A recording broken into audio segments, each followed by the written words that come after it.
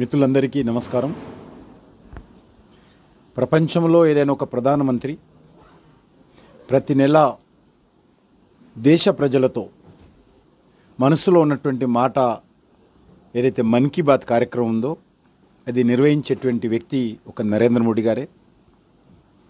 ఎన్ని సమస్యలు ఉన్నప్పటికీ, ఎంత ఒత్తిడి ఉన్నప్పటికీ కూడా ప్రతి నెల చివరి ఆదివారం 11 గంటలకు దేశ ప్రజలను ఉద్దేశించి మన్ కీ బాత్ కార్యక్రమంలో వాళ్ళు పాల్గొంటారు. క్రమం తప్పకుండా అనేక సంవత్సరాలుగా ఈ కార్యక్రమం కొనసాగిస్తున్నారు. ఈరోజు కూడా అనేక విషయాలు చెప్పడం జరిగింది. ముఖ్యంగా ఇప్పుడు వర్షాలు చాలా తక్కువగా ఉన్నాయి. అందరూ కూడా మరి వర్షం నీటిని ఒడిసి పట్టుకోవాలి.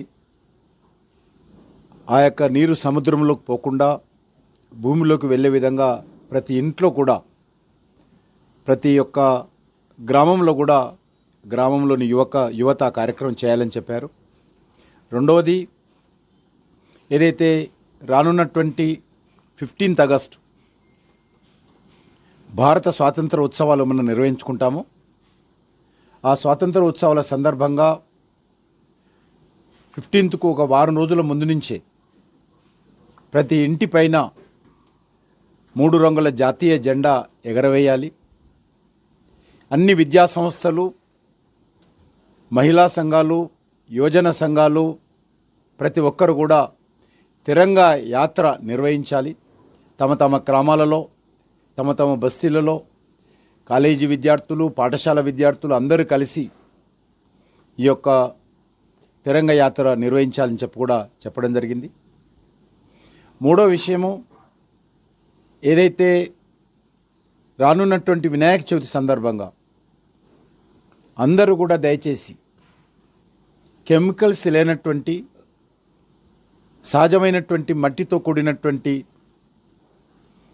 వినాయక విగ్రహాలని తమ తమ ఇళ్లల్లో, బస్తీలలో ప్రతిష్ఠించుకొని పూజలు నిర్వహించాలి.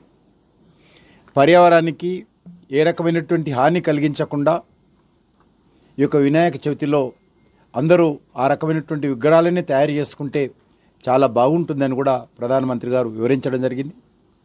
ఈరోజు కార్గిల్ దినోత్సవం. దేశవ్యాప్తంగా కూడా ప్రజలందరూ కూడా కార్గిల్ ఉత్సవాలు నిర్వహించుకుంటున్నారు. ఈరోజు నేను కోరేది ఒకటే, ఈరోజు ప్రపంచంలోనే వర్షం తక్కువగా ఉంటుందనేటువంటి ఒక ఆందోళనకరమైనటువంటి పరిస్థితులు మనం వింటూ ఉన్నాం.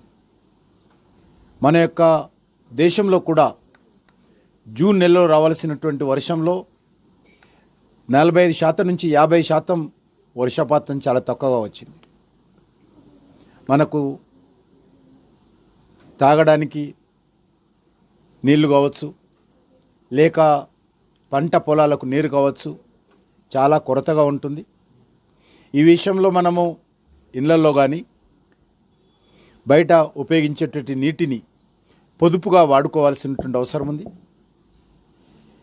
మనము డబ్బులు పెడితే నీరు దొరకదు, అది భగవంతుడు ఇచ్చినటువంటి నీరు కాబట్టి దాన్ని అందరూ కూడా పొదుపుగా వాడుకోవాల్సినటువంటి అవసరం ఉంది.